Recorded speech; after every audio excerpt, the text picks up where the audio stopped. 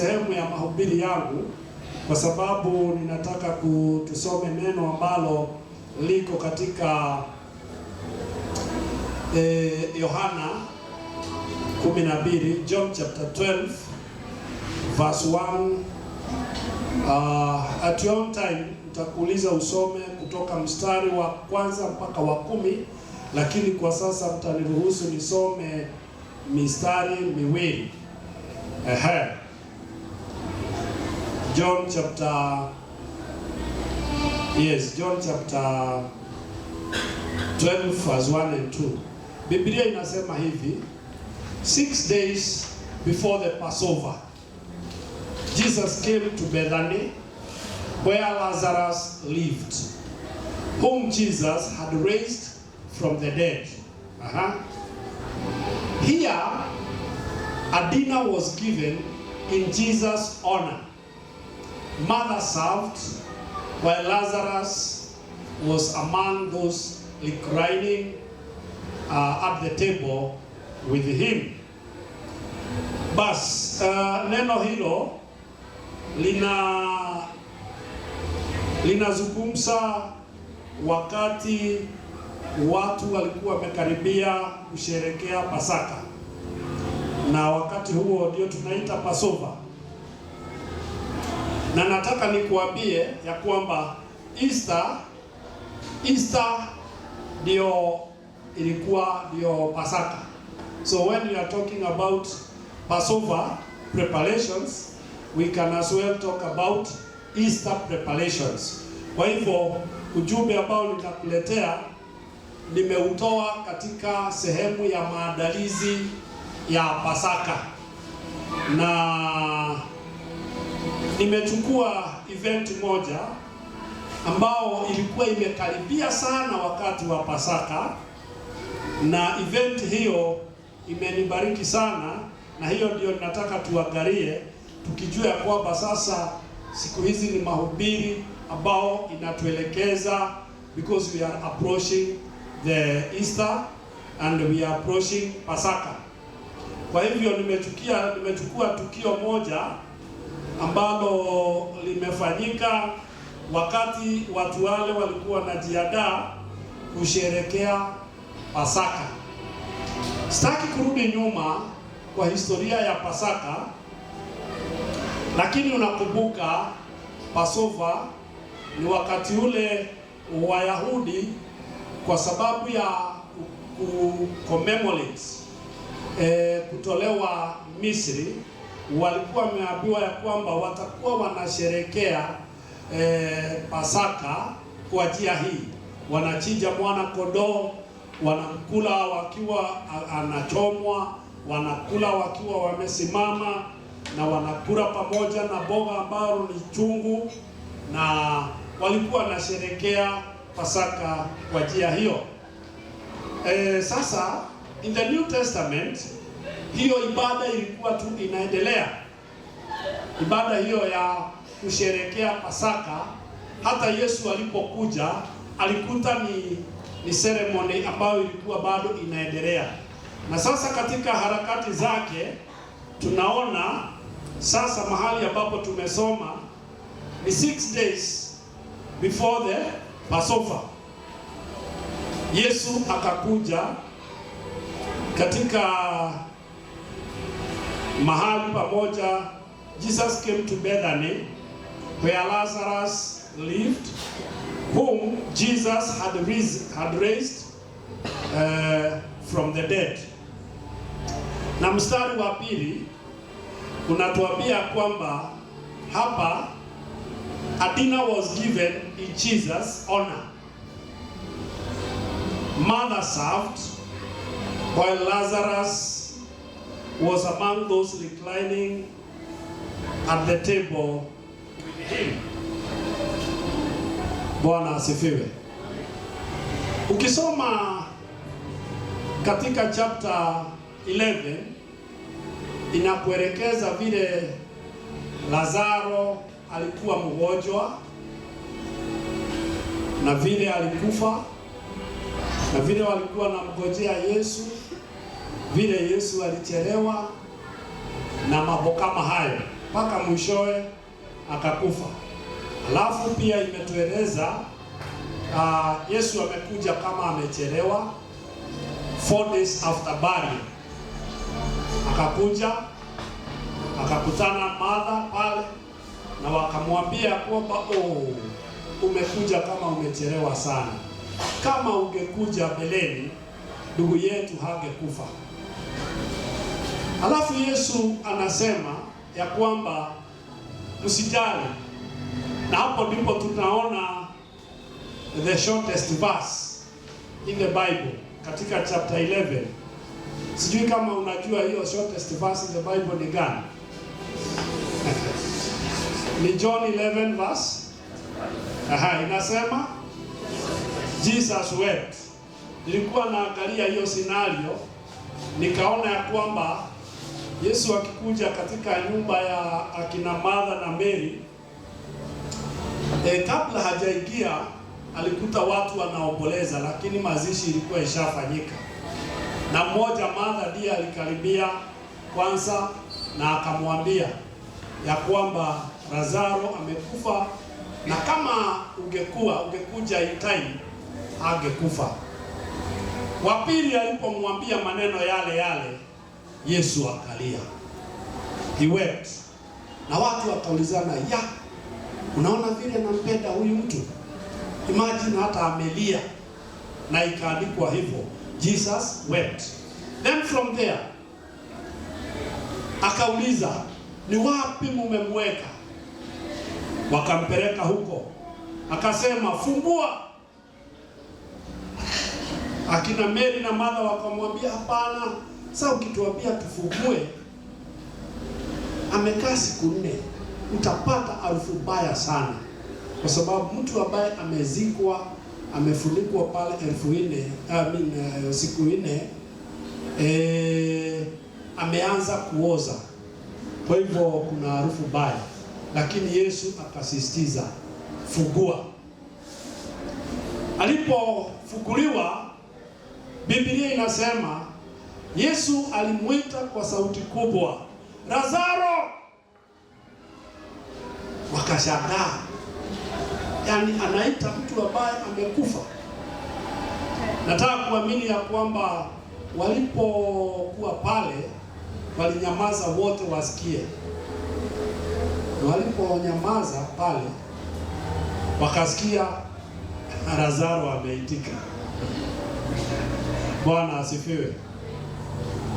Bas akafufuka na wakabua wamfungue, na wakamfungua na mambo ikaendelea. Sasa hiyo ilikuwa ni habari nzuri sana, na tunaona ya kwamba mahali ambapo tunasoma ndio ningetaka tuangalie.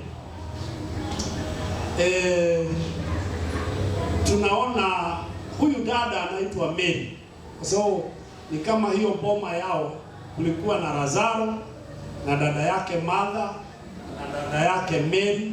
Walikuwa wanaishi hivyo wakiwa watatu, kwa sababu hakuna mahali tumeona baba yao akitajwa au mama yao ametajwa. Kwa hivyo leo tusijisumbue kuwatafuta, kwa sababu hata Biblia haijatuambia walikuwa wapi, na hatujui ni kwa nini walikuwa wanakaa wakiwa hao watatu. However, walikuwa marafiki wakubwa wa Yesu. Bwana asifiwe. Walikuwa marafiki wakubwa sana wa Yesu. Yesu alikuwa anatembea pale, alikuwa rafiki wa Lazaro, alikuwa rafiki wa Martha, na alikuwa rafiki wa Mary. Na kati ya warembo hao wawili hatujui ni nani walikuwa marafiki sana, hatujui. Lakini Yesu alikuwa rafiki wa hiyo jamii yote. Bwana asifiwe sana. Basi huyu mmoja Mary aliguzwa sana na ile jambo ya kwamba my brother was sick and he died, but when Jesus came alimfufua. Sasa akafanya uamuzi ya kwamba ninataka kutengeneza sherehe, adina, asapa, niite marafiki na niite watu ambao ni wa muhimu, tusherekee kufufuka kwa ndugu yangu. Bwana asifiwe sana.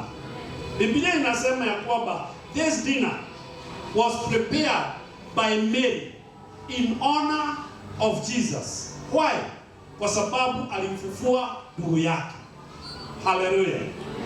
Na hiyo kasinario ndio nataka tuangalie, kwa sababu nimefurahi sana nilipoangalia tuangalie hiyo dina vile ilikuwa na kile kilitokea, na ninajua tutabarikiwa. Amen. Kwa hivyo na tukumbuke Biblia imetuambia it is 6 days before the Passover. Kwa hivyo wanajua kuna sikukuu ya Pasaka inakuja, lakini Mary akajua kwa sababu ndugu yake alifufuka na alikuwa amekufa, hii Pasaka inakuja. Isipokuwa ni Yesu alimfufua, tungesherehekea Pasaka bila ndugu yetu. Lakini kwa sababu amefufuka na amefufuliwa na Yesu, lazima nitengeneze sherehe adina to celebrate na Yesu. Nialike huyu Yesu, nijaribu kile nitamfanyia kizuri sana. Bwana asifiwe sana. So ni dada ambaye alikuwa amejiandaa kabisa, akasema I'm preparing a dinner in honor of Jesus. Na katika hiyo dinner wale walikuwa wameitwa walikuwa number 1 ni Mary, ambao Biblia inatuambia ndiye host, si ndio? Na Biblia ina insist whose brother was raised from the dead, ili tujue sababu ya hii dinner, hii karamu, si ndio? Na subject ilikuwa ni Lazaro ambaye alifufuliwa. Nasikia kufufuliwa kunatajwa mara mingi. Na guest of honor, who was the guest of honor? Jesus, the miracle worker. Yesu aliyemfufua Lazaro. Huyu ndiye alikuwa ni mgeni mheshimiwa. Sasa nataka tulete hiyo scenario katika ulimwengu wetu tunapofanya sherehe hii kama hii, tuone vile ilikuwa inakaa. Uone ya kwamba walikuwa wamejipanga vizuri kulingana na vile Biblia inasema. Inasema ya kwamba the financier of this dinner alikuwa ni Mary, kwa sababu ndiye alikuwa host. Naye dada yake Martha alikuwa ndiye chief chef, ndiye alikuwa na serve, ndiye alikuwa anasimamia upande wa upishi. Kama siku ya leo sijui kama tungemuita Rodenyo ama ni nani, lakini yeye ndiye alikuwa amesimamia upande wa upishi.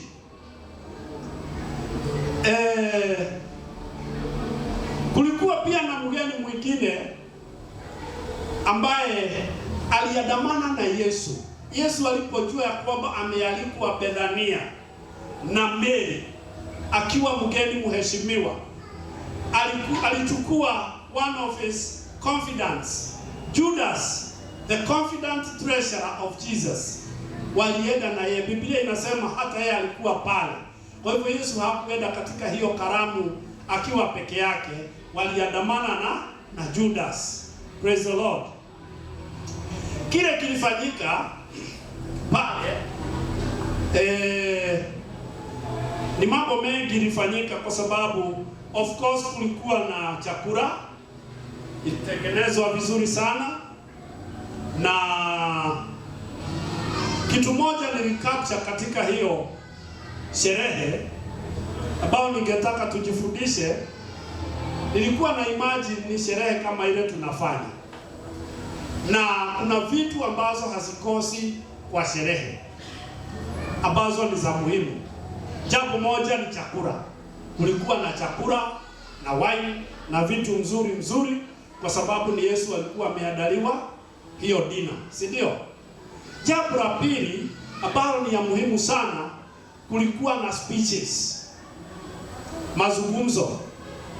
Si mnajua speeches, wale wanachaguliwa ya kwamba katika hiyo sherehe kuna wale watatoa speech, wataongea. Na nilikuwa naona ya kwamba Mary the host lazima angekuwa na speech, kwa sababu ni yeye ameitana hiyo karamu, si ndio? na Yesu mwenyewe kwa sababu ndiye the guest of honor, hata yeye pia angekuwa na speech ambaye alitoa, si ndio? Na Lazaro ndiye alikuwa na ile tunaita the maiden speech. The maiden speech.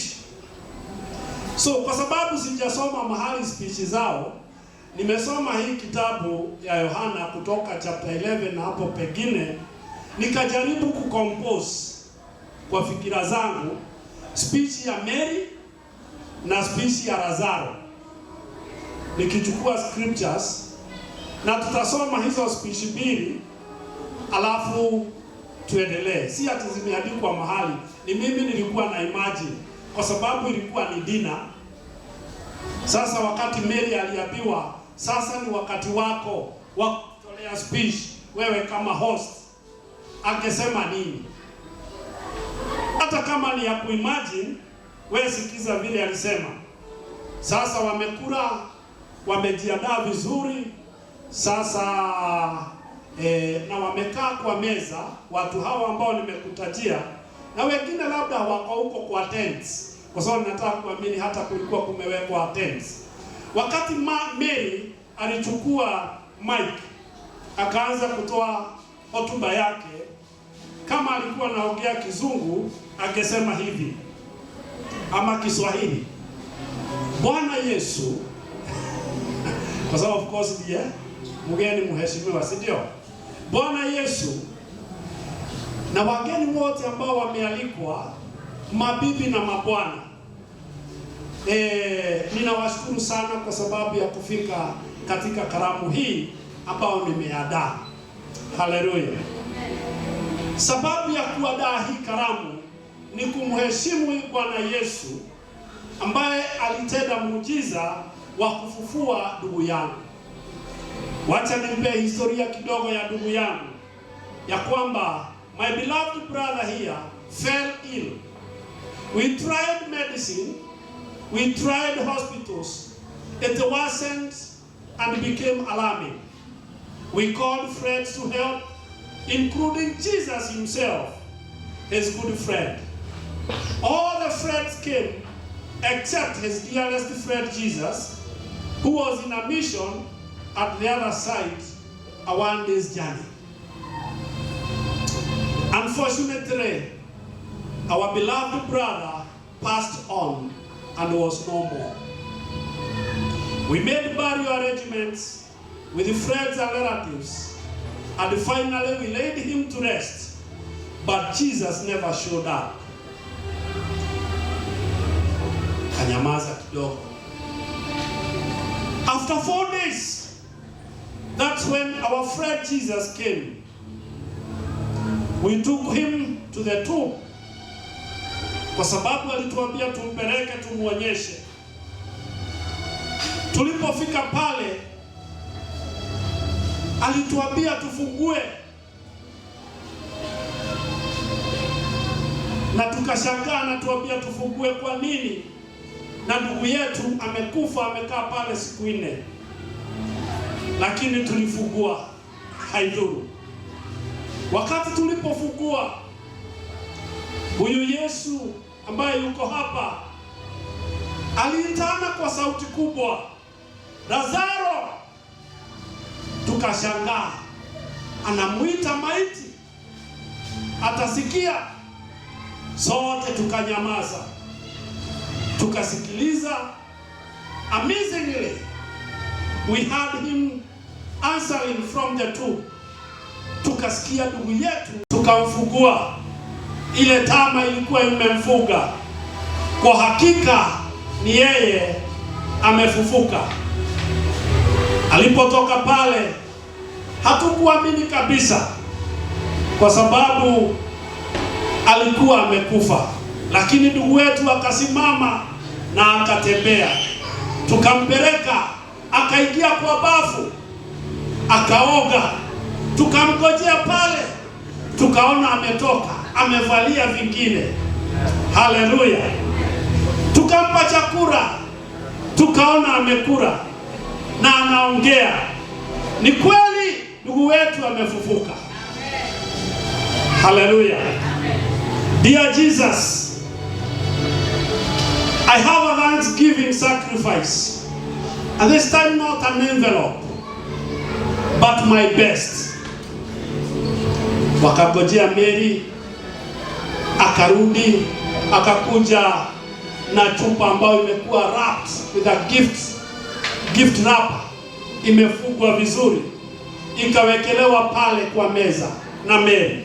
Akaanza kuifungua, watu wote wakashangaa kuona ni kipawa gani hiki ambacho anataka kumpea Yesu ambaye amefufua ndugu yake.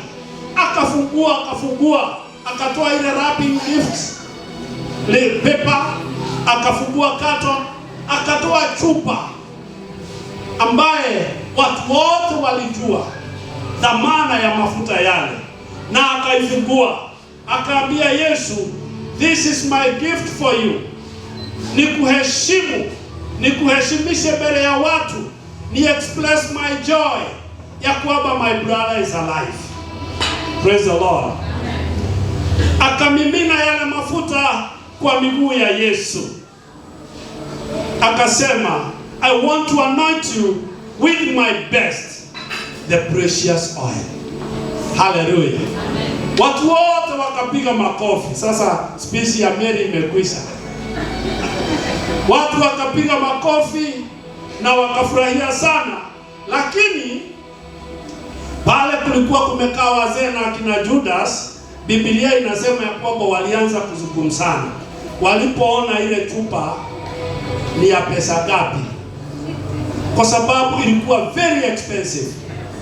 Wakasema, kama angetuconsult kwanza huyu mama, hii mafuta kwanza angeleta kwa bodi la wazee, tuuze hiyo mafuta, tujue ile kiwango itapeanwa kwa Yesu, na ile kiwango ingine tusaidie maskini.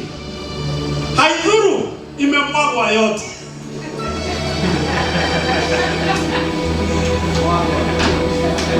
Imemwagwa yote kwa miguu yake. Bwana asifiwe.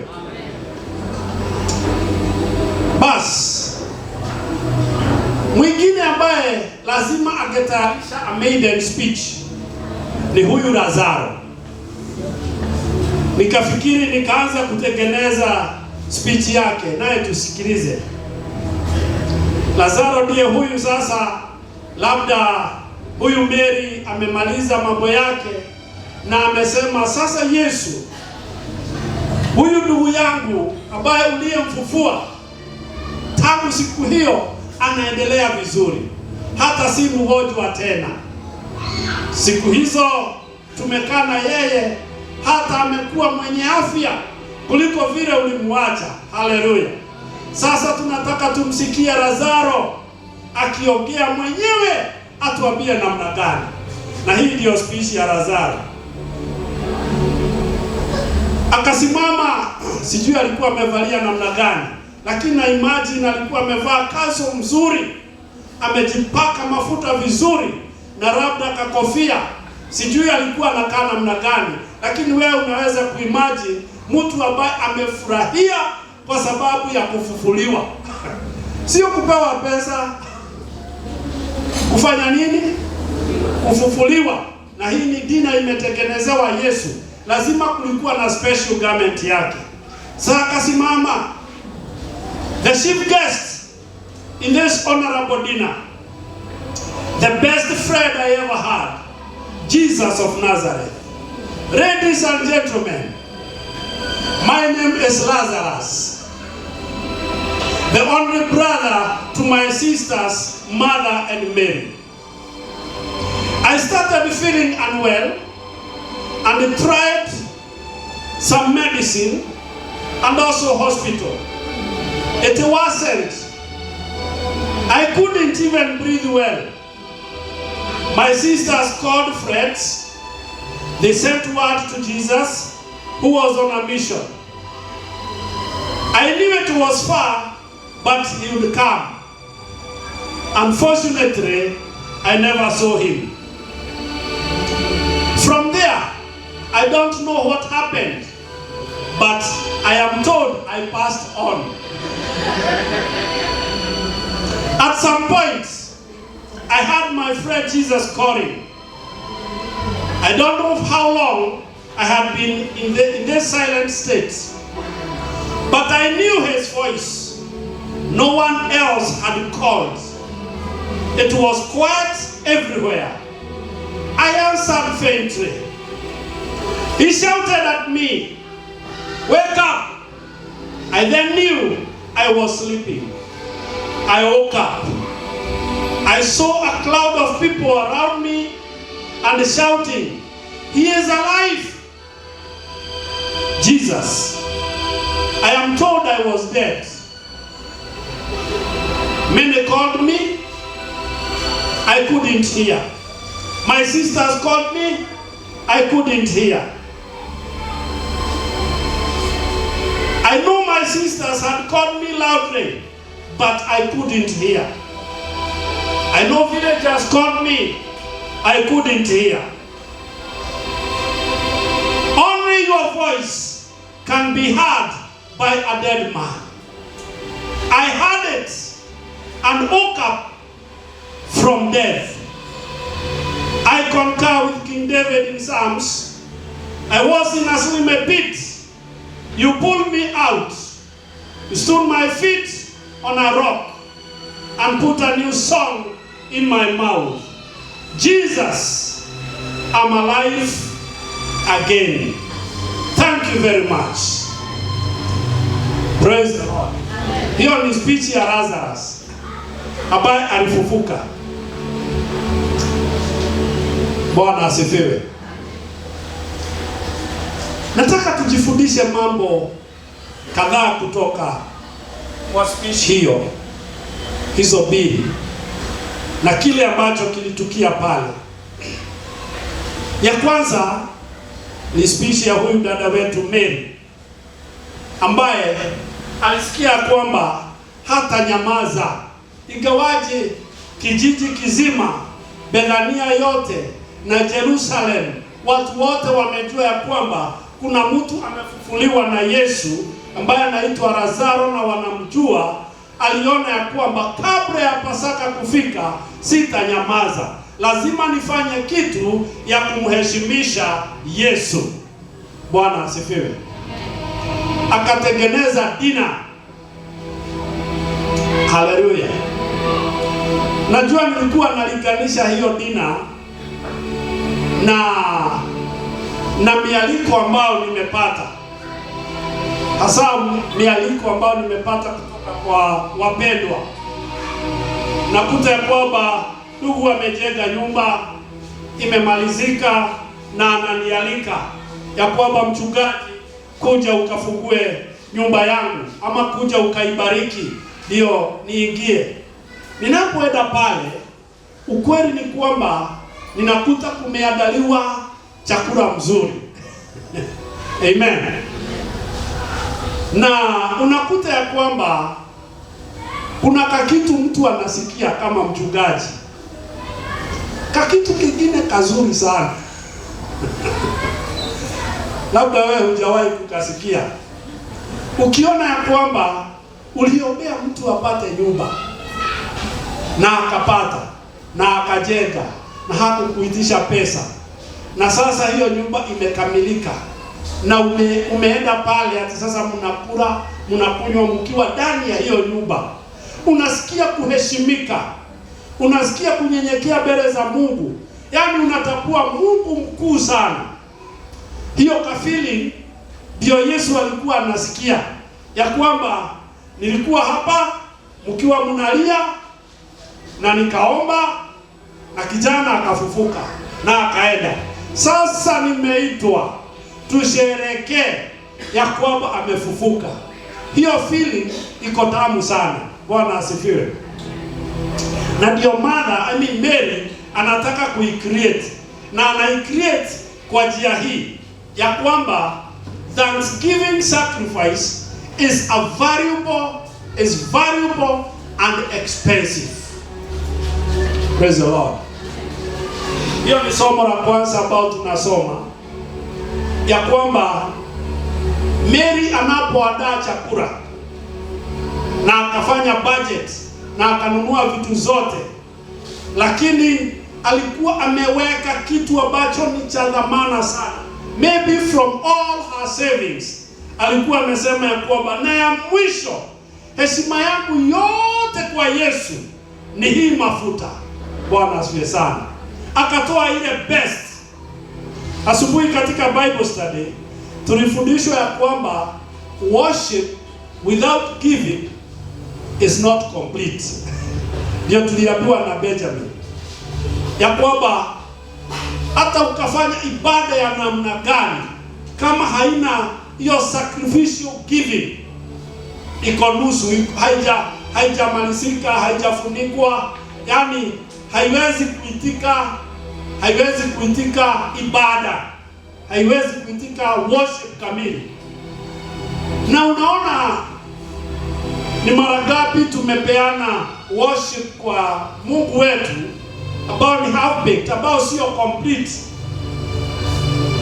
Na unaona vile tukiambiwa tutoe sadaka wakati wa ushirika, unaona vile tunakasirika, tunaona tunasumbuliwa sana. Na tumekuja Thursday kwa ushirika kufanya ibada, lakini tunataka tufanye ibada nusu bila kumalizia. Lakini Mary anatuonyesha ya kwamba ibada ama sacrifice ya thanksgiving is very valuable and very expensive. Praise the Lord. Najua hapo ikifika hapo hakuna imani kubwa, lakini ni neno la Mungu. Ni neno la Mungu tu. Amen. Haidhuru. Point ya pili ni hii. Sasa tukisoma kutoka kwa speech ya Lazaro.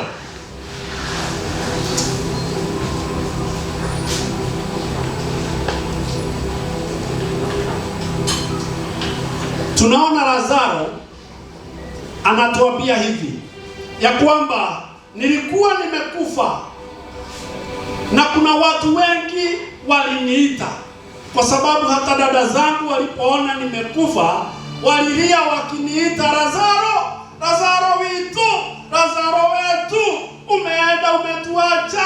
Walilia sana, na hata baada ya mazishi waliendelea kulia wakimtaja, lakini hakuna mtu alimuita akaitika isipokuwa ni Yesu. Praise the Lord. Nataka kukuambia habari ya kuitwa na Yesu. Hallelujah. Nataka tukimalizia ibada hii tuombe Mungu ya kwamba hata nami ninataka kuitwa na Yesu kwa jina langu. Praise the Lord. Kwa sababu unaona Lazaro akiwa pale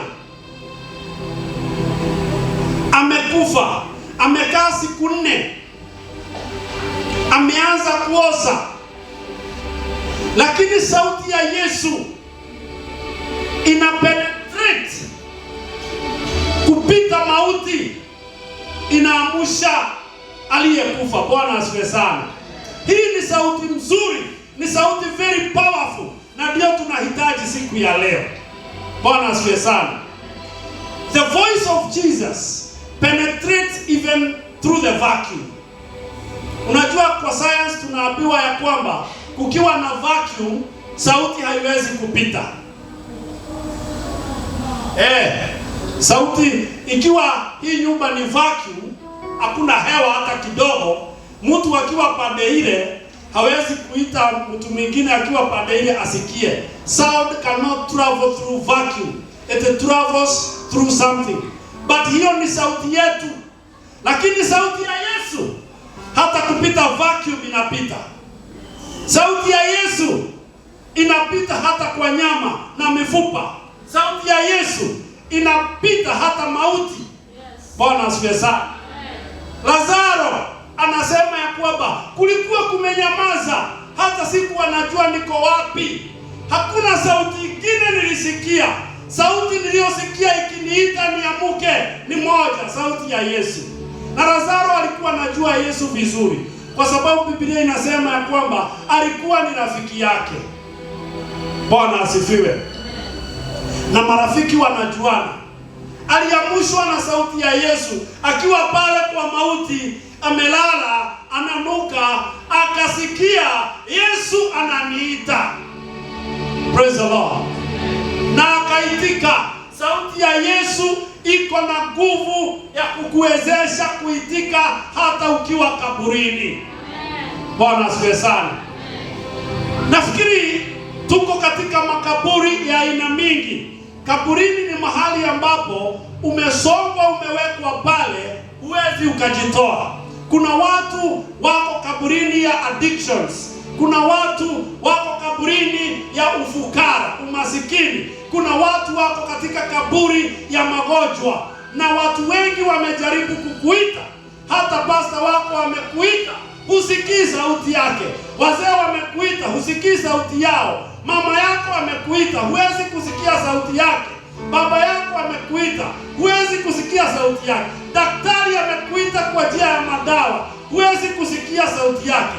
Ninakuletea sauti ya Yesu, ambayo itafika pale na utaisikia katika jina la Yesu. Hii ndiyo sauti tunahitaji, iliyomwamusha Lazaro pale kwa mauti. Katika shida yako dada au ndugu, tunaweza kuimba pamoja kama mwimbaji alisema ya kwamba akiniita nitaitika. Praise the Lord. Akiniita nitaitika, akiniita nitaitika, akiniita nitaitika, nitafanya kazi ya Bwana. Bwana asifiwe sana.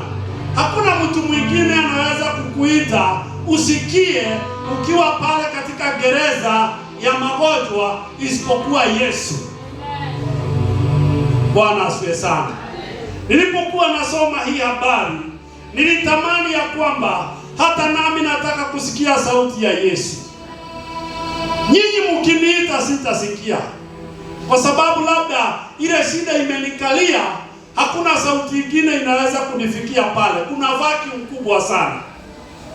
Na wewe unasikia kwamba uko mahali ambapo hata hutaki kueleza mtu, kwa sababu hueleweki. Watu hawataelewa shida yako, hawataelewa hiyo ni nini. Wewe sasa umeamua utanyamaza na shida yako, lakini nimekuletea sauti ambayo itakufikia pale.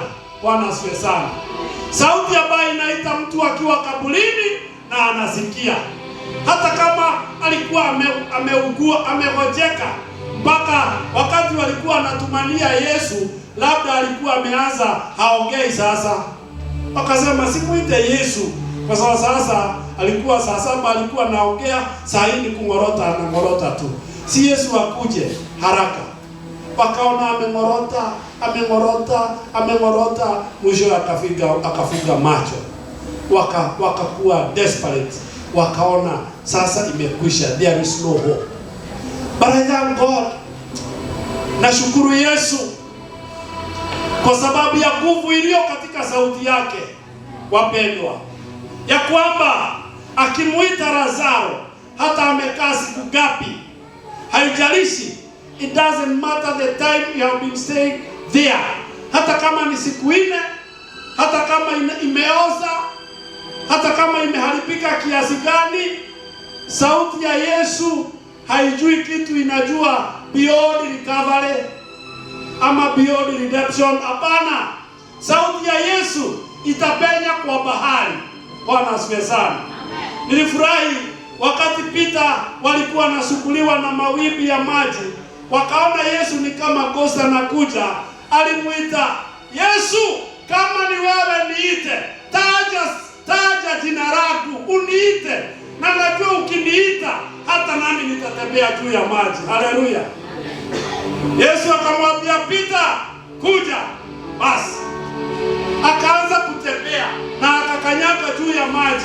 Yaani Yesu akiniita nitapitia hata juu ya moto. Yesu akiniita nitapitia hata juu ya maji. Yesu akiniita nitakanyaga hata magonjwa. Yesu anaitana, watu wanatoka kwa makaburi. Bwana asifiwe sana. Hata yule msichana alikuwa amekufa, aliitwa na akafufuka. Praise the Lord. Sauti ya Yesu ndio tunahitaji. Sijui wewe uko wapi? Umeitwa na sauti nyingi, lakini bado umelemewa, uko pale. I'm promising you this voice of Jesus. Hata nami natamani kuitwa na Yesu. Aniite nitoke. Labda umesumbuliwa na umaskini sana. Umejaribu biashara hii, umejaribu hii ingine, umejaribu ile, sasa umegive up. Nasema nitatoka lini kwa hii umaskini? Kuna sauti inaita watu kutoka kwa umaskini. Ni ya Yesu. Bwana asifiwe sana. Tuombe Mungu atuite. Ndio sisi tunaweza kumuita, tunamulilia, lakini sasa si wewe unaelewa shida lako. Sasa tutaomba hivi ya kwamba Yesu niite tu, kama Peter vile alisema. Yesu sasa taja jina langu, niite mimi. Kwa sababu hapa nilipo hakuna mtu mwingine anaweza kuniita nitoke. Ni wewe. Na ukiniita nitatoka. Ukiniita nitakanyaga juu ya maji. Ukiniita nitakuja. Praise the Lord. Tunapoongozwa wimbo huu, tutaomba ya kwamba Yesu atuite, kwa sababu sauti yake inapita mauti, inapita kifo, inapita magonjwa, inapita umaskini, inapenetrate, inapenya. Yesu akikuita, hiyo sauti itaenda, itafika at the point of your needs, na utasikia. Bwana asifiwe. Unajua sisi wanadamu tukikuita, labda tukupigie simu, unaweza kuamua kuchukua simu yangu au ukatae kuichukua. Na ikiwa ulikuwa umeweka silent, nikikupigia hautachukua. Kama jana kuna mtu nilipigia simu 5 mpaka nikachoka, hachukui simu. Nasikia inalia, hachukui. Baadaye nikaona ananipigia kuchukua, akaniambia pole sana askofu, mimi simu yangu niliweka silent jana. Hata nilikuwa nashangaa kwa nini watu hawanipigia simu. Sasa nimeona missed call zako. Kwa hivyo simu ikiwa silent hautasikia. Lakini Yesu akipiga hiyo simu, hata ikiwa silent italia. Amen. Utaisikia. Yes. Bwana asifiwe sana. Utaisikia. Ni kweli utaisikia. Yesu akipiga, najua Yesu anapigaga simu, unacheka. Yesu anatumia hata simu zetu. Si niliwaambia siku moja nikapigiwa simu, nikaambiwa mama yangu ni mgonjwa na anatakikana niende mpaka Nyahururu nimpeleke hospitali. Nikiangalia ile gari niko naye, ile mafuta niko naye, haiwezi kufika Nyahururu. Haidhuru nifanye nini, nikahurumisha gari. Nikaenda kufika na huko Limuru, nikaona imeakisha taa, nikaenda kwa petrol station na sina pesa. Unajua Yesu alipiga hiyo simu, nikasikia ikiitana ikiwa kwa mfuko. Kuangalia ni message ya M-Pesa. Huyu si Yesu. Wewe umesimama kwa petrol station na huna pesa. Umesimamisha gari hapo, na umesimamisha hapo kwa sababu nikipita hapa sitaki ikazimie pale kwa barabara. Sitaki watu waisukume. Afadhali ikae hapa nijue nitapigia nani angalau anitumie. Kabla sijapigia mtu yeyote, simu inalia, M-Pesa, pesa zinaingia za kunipeleka mpaka Nyahururu na kurudi. Yesu anapigaga simu jameni. Sauti ya Yesu akikupigia simu utaisukua, utaisikia, hata kama ilikuwa silent, hata kama ilikuwa imezimwa. Haleluya! Sauti ya Yesu ni kali. Hata kama huna simu, Yesu akikuita utasikia. Lazaro hakuwa na simu kaburini.